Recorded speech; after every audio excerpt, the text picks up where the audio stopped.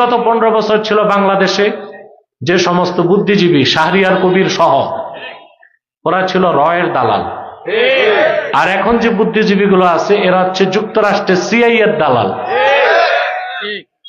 যতদিন বাংলাদেশকে দালাল মুক্ত করা না যাবে ততদিন বাংলাদেশ দাঁড়াতে পারবে না। পারবে? সম্ভব? প্রিয় ভাইরা, আমি সরকারকে বলেছি বহু আগ থেকে, বর্তমান সরকারকে, যে 2টা জায়গায় সংস্কার করো। একটা হচ্ছে শিক্ষা খাত আর একটা চিকিৎসা খাত। আমাদের দেশের মানুষ ভালো ওষুধ পায় না, ভালো ডাক্তার পায় না, ভালো ট্রিটমেন্ট পায় না। পায়? একটি দেশে যদি চিকিৎসা খাত শক্তিশালী না হয় ওই দেশের মানুষ এগিয়ে যেতে পারে না। কারণ যে অসুস্থ তার মন খারাপ, যার মন খারাপ সে ভালো কিছু করবে? এজন্য ভালো চিকিৎসার জন্য 3টা জিনিস দরকার: অভিজ্ঞ ডাক্তার, নিখুঁত পরীক্ষা, নির্ভেজাল ঔষধ। আমাদের অভিজ্ঞ ডাক্তারও খুব কম, আর ওষুধ যা এখানে র ম্যাটেরিয়াল কম, বেশি আটা আর ময়দা পাউডার। আর 3 নাম্বার হচ্ছে আমাদের যে পরীক্ষা, এটার অবস্থা 12টা বেজে আছে। ওই যে আমি বলে থাকি, এক রুগী গেছে ডাক্তারের কাছে, ডাক্তার ইনভেস্টিগেট করে বলছে সর্বনাশ, আপনার ফুসফুসের ভিতরে তেলাপোকা ঢুকছে। এখন রুগী তো চিন্তায় পড়ে গেছে, ফুসফুসের ভিতরে তেলাপোকা ঢুকে কেমনে? পয়সা আছে, গেছে সিঙ্গাপুর। ডাক্তার দেখে হাসে, বলে তেলাপোকা ফুসফুসে না, এমআরআই মেশিনে তেলাপোকা ছিল। কোথায় ছিল? এই যদি হয় বাংলাদেশের যন্ত্র, তো রোগী আর ভালো হবে কেমন করে? তো ওষুধটা ভালো না হলে রোগ ভালো। ওষুধের মধ্যে আপনাকে মেয়াদ দেখতে হয়। মেয়াদ উত্তীর্ণ ঔষধ মাগনা দিলেও খাবেন। চিকিৎসা শাস্ত্রে সবচেয়ে বেশি টাকা লাগে ক্যান্সারের ঔষধ, কেমোথেরাপিতে। বাংলাদেশ যেটা বানায় 1 বোতলের দাম 22,000।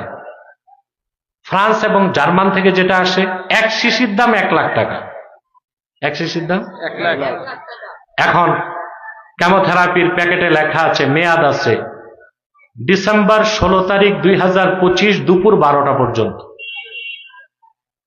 2025 16 ডিসেম্বর দুপুর 1টায় কত দাম? কথা বলে 1 লাখ টাকার জিনিস। 1 ঘন্টা পর মেয়াদ চলে যাওয়ার 1 ঘন্টা পর কত দাম? নবী মুসা আল্লাহর কাছ থেকে যে শরীয়ত এনেছিলেন তার মেয়াদ চলে গেছে। নবী ঈসা আল্লাহর পক্ষ থেকে যে শরীয়ত এনেছিলেন তারও মেয়াদ চলে গেছে। আল্লাহর আখিরি নবী মুহাম্মদ সাল্লাল্লাহু আলাইহি ওয়াসাল্লাম 1500 বছর আগে আল্লাহর কাছ থেকে যে দিন ইসলাম এনেছেন এটার মেয়াদ থাকবে কিয়ামত পর্যন্ত। বলেন সুবহানাল্লাহ।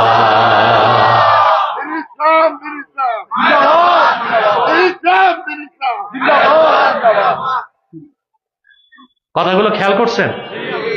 তাহলে রাসূলুল্লাহর ইত্তেবার অর্থ কি? রাসূলুল্লাহ সাল্লাল্লাহু আলাইহি ওয়াসাল্লাম আল্লাহর কাছ থেকে যে দ্বীন এনেছেন সেই ইসলামকে বিশ্বাস করা, ওনার সুন্নতের অনুসরণ করা জীবনের সকল ক্ষেত্রে। তাইলে আপনি মুসলিম, আপনি মুমিন, আপনি আশিক, আপনি আল্লাহকে পাবেন। এরপরে আল্লাহ রাব্বুল আলামিন এর পরের আয়াতে কঠোর ঘোষণা দেন। আল্লাহ রাব্বুল আলামিন বলেন, কুল আতিউল্লাহ ওয়ার রাসূল ফাইন তাওয়াল্লাউ ফাইন্নাল্লাহা লা ইউহিব্বুল কাফিরিন। প্রিয় হাবিব মুহাম্মদ সাল্লাল্লাহু আলাইহি ওয়াসাল্লাম, আপনি বলে দিন তোমরা আল্লাহর আনুগত্য করো, তার রাসূলের আনুগত্য করো। যদি এর থেকে তারা মুখ ফিরায় নেয় আপনি বলে দিন তারা কাফের, আর কাফেরদেরকে আল্লাহ কোনোদিনও ভালোবাসেন না। এই আয়াতে আল্লাহ স্পষ্ট করে দিলেন। কি স্পষ্ট করে দিলেন? রাসূলুল্লাহর অনুসরণ বা আনুগত্য ঐচ্ছিক না আবশ্যিক? জোরে, এখানে কোনো অপশন নাই, কোনো অপশন নাই। স্টেজে উঠানামাটা বন্ধ করলে ভালো হয় না? আর উঠানামা চলবে না। যিনি উঠছেন উঠেই থাকুন, যিনি নামছেন নেমেই থাকুন। আমি আপনাদেরকে মাইক নিছি প্রায় 1 ঘন্টা 10 মিনিট হয়ে গেছে। আমার ঘড়ি নাই, আমি টের পাই নাই। আপনারাও যে একটু আওয়াজ দিবেন হুজুর 1 ঘন্টা হইছে, তাও করলেন না। বলেন মাশাআল্লাহ। প্রিয় বন্ধুগণ, আরো 10-15 মিনিট আমি কথা বলছি, সাবজেক্টটা পুরা বুঝাতে হবে। রাসূলুল্লাহর অনুসরণটা, ওনার আনুগত্য ঐচ্ছিক না আবশ্যিক? আবশ্যিক। যদি আল্লাহর হাবিবের আনুগত্যকে কেউ স্বীকার না করে, সে মুসলমান হইতে পারে না। কোরআনের অন্যত্র আল্লাহ বলেন, আল্লাহ রাব্বুল আলামিন বলেন, মা কানা লিমুমিনিন ওয়ালা মুমিনাতিন ইযা কাদাল্লাহু ওয়া রাসূলুহু আমরান আইয়াকুনা লাহুমুল খিয়ারাতু মিন আমরিহিম ওয়া মান ইয়াসিল্লাহা ওয়া রাসূলাহু ফাকাদ দাল্লা দালালাম মুবিনা। আল্লাহ রাব্বুল আলামিন বলেন, কোন মুমিন, কোন মুমিনা, কোন পুরুষ কিংবা নারীর কোন ক্ষমতা নাই, অধিকার নাই আল্লাহ তার রাসূল যা সিদ্ধান্ত দিয়েছেন সেটাকে বাদ দিয়ে নিজেদের পক্ষ থেকে কোন সিদ্ধান্তকে গ্রহণ করবে, এই ধরনের কোন ক্ষমতা কোন মুমিনকে দেওয়া হয় নাই, মুমিনাকেও দেওয়া হয় নাই। যদি এই কাজ তারা করে, তারা সুস্পষ্ট গোমরাহিতে লিপ্ত হয়ে যাবে। আল্লাহ ও তার হাবিব মুহাম্মদ সাল্লাল্লাহু আলাইহি সাল্লাম যে সিদ্ধান্ত দিয়েছেন সেটাই তো ইসলাম। ইসলামের সিদ্ধান্তের বাইরে পার্লামেন্টে বিল পাস করা যাবে? সম্ভব? ঈমান থাকবে? কিন্তু মানব রচিত সংবিধান আর পার্লামেন্টে তা হয় কিনা? হয়। তাহলে আমরা আসলে কতটুকু মুসলমান তা চিন্তার বিষয়। কিন্তু কথা বলেন, শরীয়তে বিয়ে করা কি হালাল? ইসলাম জায়েজ করছে। ইসলামের হুকুম হচ্ছে বালেগ বালেগা হইলেই বিয়ে করা জায়েজ।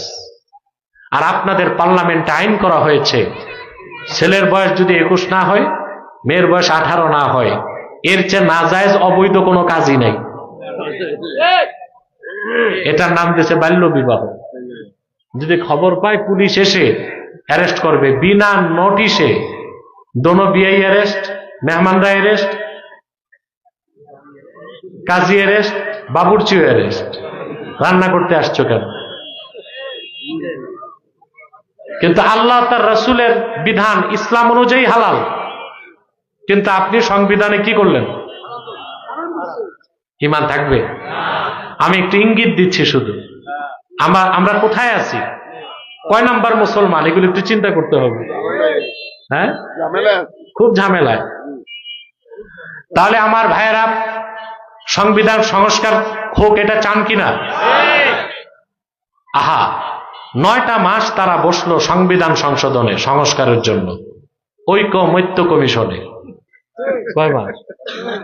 9 মাস। সব দলের লোকেরা বসছে। 9 মাসে 88টা বিষয় একমত হয়েছে, আর 44টা বিষয় পয়েন্ট অফ ডিসেন্ট, এগুলো মতভেদ আছে। এগুলো সরকার গঠনের পর করবে। কি যে করবে, কি যে হবে ভালো বুঝি।